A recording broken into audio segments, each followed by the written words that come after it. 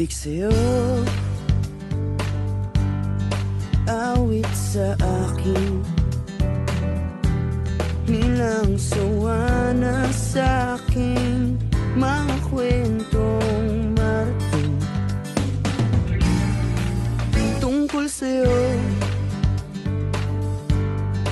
at sa ligaya. Parang wala ka ng oras sa akin. May baka na ba? Ano ba? Nasasaktan ako sa Vel!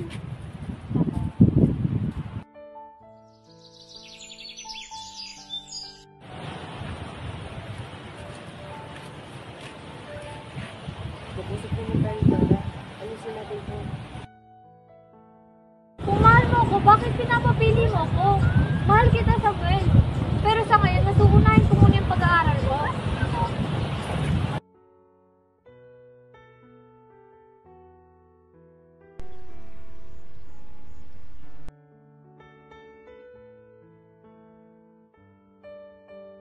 Kaya, alam mo yung sila mo, ba't kayo sa mga ganyan sila ba kakatilipahin? Pati kaibigan ko nila din.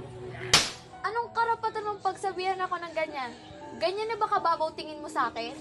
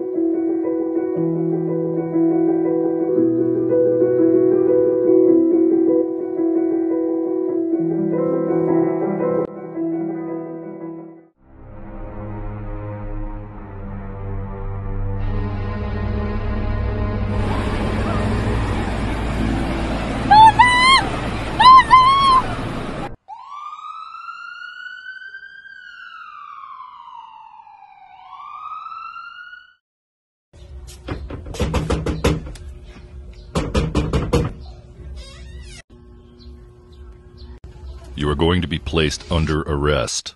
You have the right to remain silent. Anything you say can and will be used against you in a court of law. You have the right to an attorney. If you cannot afford an attorney, one will be appointed for you.